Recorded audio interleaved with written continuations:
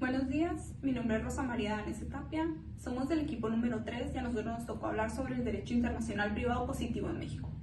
¿Cómo se configura? El derecho internacional privado se configura como el conjunto de normas y principios que cada ordenamiento particular establece para dotar una regularización especial a los supuestos de tráfico externo. Su positivización y aplicación es particularmente dependiente de la realidad social y jurídica del momento histórico donde se considere. Por ello, y al momento de conceptualizarlo, no se puede definir como un sistema en sí, porque no hay un conjunto homogéneo de normas, sino un elenco heterogéneo. Esta rama del derecho analiza las relaciones jurídicas internacionales, ya sean entre privados o donde exista algún interés privado. Mi nombre es Janet Flores y yo les voy a hablar sobre el objeto formal del derecho internacional privado. El derecho internacional privado tiene el objeto formal de señalar la vigencia espacial de la norma jurídica de más de un Estado, determinando que norma jurídica es aplicable y no tiene asignado el papel de establecer el contenido de la norma jurídica. Por lo tanto, corresponde al derecho internacional privado decidir qué norma jurídica deberá prevalecer, fijar la vigencia espacial de la norma de derecho cuando una situación jurídica está vinculada a ordenamientos jurídicos de más de una entidad soberana. Su principal función es dirimir y solucionar conflictos que supongan el enfrentamiento entre distintas jurisdicciones ante determinadas situaciones. Un ejemplo de esto puede ser ante un delito cometido por un individuo de nacionalidad extranjera, donde sea difícil determinar cuál es el tipo de legislación o derecho que le rige, el de su propio país o bien el del país en el que cometió el delito.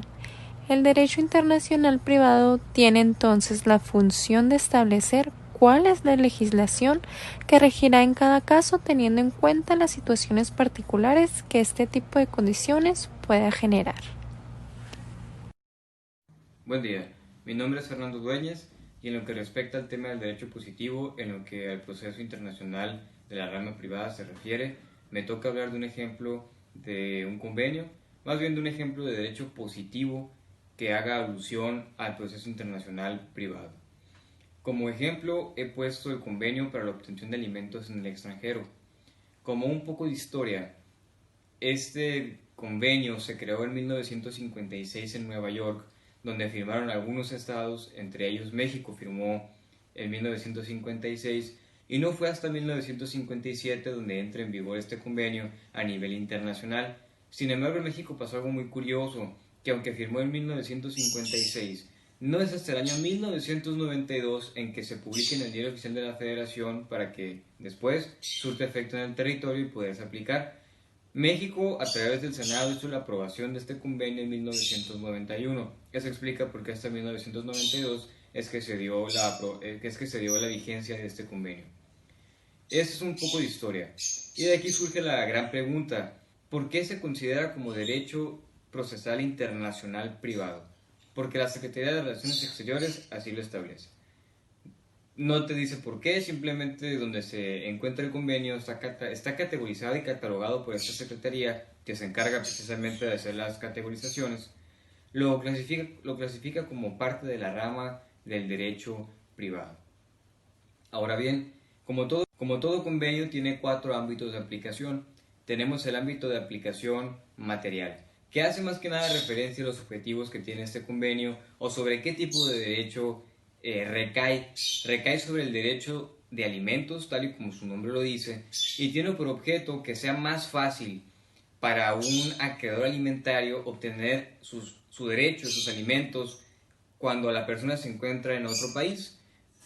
La clásica fuga que un papá estadounidense hace, viene, cría un hijo con una mujer mexicana y simplemente desaparece, quizá para evadir las obligaciones alimentarias, cosa que aún sucede y se puede no evitar, pero sí reclamar ese derecho a través de este convenio. Entonces, la aplicación material hace referencia a este objetivo, que sea más fácil para el acreedor reclamar su derecho, aunque se encuentre en otro estado, el deudor alimentario. Después tenemos el ámbito de aplicación personal. Hace referencia sobre quiénes recae. tan sencillo como en un contrato o como en una obligación. Recae sobre el acreedor o acreedores y el deudor o deudores, ya que puede ser papá y mamá o únicamente la mamá o únicamente el papá, sobre el hijo o hijos. Y de ahí, por último, tenemos el ámbito de aplicación espacial. El ámbito de aplicación espacial hace referencia sobre en qué territorio o territorios recae el peso de este convenio. Tan sencillo como ver qué países han sido firmantes de este convenio para saber que aplica y recae este derecho sobre todos y cada uno de los estados que han sido firmantes de esto. Esto quiere decir que si yo quiero reclamar mi derecho como acreedor alimentario a una persona que se encuentra en un país que no ha firmado este convenio, no lo puedo hacer porque este convenio no tiene ámbito de aplicación, no aplica en ese territorio. Sin embargo, si la persona se encuentra únicamente con su mera presencia, no ocupa residir o vivir en ese país, pero es un país que se encuentra dentro de las firmas de este convenio, se puede hacer valer.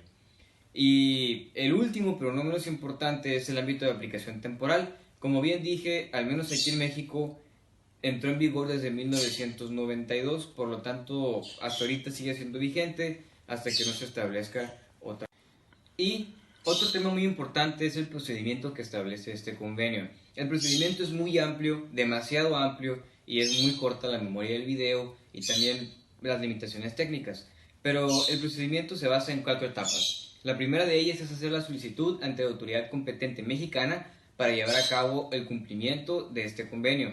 Se invoca este convenio y se empieza a caminar a través del procedimiento. La segunda etapa es cuando la autoridad mexicana competente acepta los documentos, revisa que todo esté bien y hace la remisión al Estado y a la autoridad competente de ese Estado donde se encuentra el demandado o el deudor alimentario.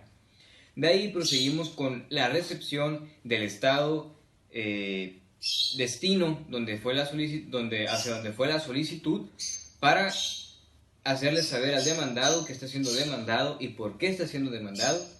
Y la cuarta etapa y la última del procedimiento es que el Estado donde se alberga o reside el deudor es que tome las medidas necesarias previstas en el convenio para hacer cumplir y valer este derecho a su acreedor. Muchísimas gracias por su atención. Buenos días, compañeros, mi nombre es Amy Dumer Leiva y yo les voy a hablar sobre otro ejemplo de convenio, el cual lleva por nombre Convención sobre la situación de los extranjeros.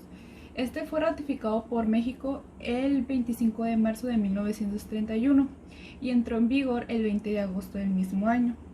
En este convenio se menciona que el Estado tiene el derecho por medio de leyes las condiciones de entrada y salida de los extranjeros en los respectivos territorios. Asimismo, se menciona que los extranjeros, así como los nacionales, tienen que sujetarse a la jurisdicción y leyes locales, tomando en cuenta las limitaciones establecidas tanto en tratados internacionales como en convenios. Los extranjeros no pueden ser obligados al servicio militar. Sin embargo, los domiciliados, a menos de que prefieran salir del país, estos pueden ser compelidos en las mismas situaciones que los nacionales en el servicio de la policía, de la milicia, que vendría siendo para la protección de la localidad en sus respectivos domicilios. Por otra parte, en este convenio también se menciona que los extranjeros están obligados a las contribuciones ordinarias y extraordinarias. Los estados deben reconocer las garantías individuales de la misma manera que las gozan los nacionales, tanto a los extranjeros, a los domiciliarios o simplemente los que van de paso por el país. También los estados pueden expulsar a los extranjeros por motivo de orden o seguridad, así como también estos tienen que recibir a los nacionales que hayan sido expulsados del extranjero y se dirijan a sus territorios. Finalmente, se menciona que el extranjero no puede inmiscuirse en las actividades políticas derivadas del país, de los ciudadanos del país en el que se encuentre, o este podrá ser sancionado. Bueno, mi nombre es Alejandro Fuentes y pertenezco al equipo número 3. Y bueno, para complementar un poco lo que ya han hablado mis compañeros anteriormente, me di a la tarea de buscar algunos convenios, algunos acuerdos. Y bueno, encontré aquí uno muy interesante, que es el que les voy a compartir. Y voy a tratar de desglosárselo lo más que se pueda para para que no sea tan largo, ¿no? Porque sí es algo extenso, entonces voy a tratar de resumirlo lo más que se pueda. Es el convenio sobre la obtención de pruebas en el extranjero en materia civil o comercial. Bueno, pues fue hecho en el 18 de marzo de 1970. Y bueno, lo que es el objeto del convenio es que el convenio sobre la obtención de pruebas establece algunos métodos de cooperación para la obtención de pruebas en el extranjero en materia civil o comercial entre estados partes. Bueno, también prevé lo que son los medios efectivos para salvar las diferencias entre los sistemas de derecho romano y derecho germánico, y también el common law, ¿no?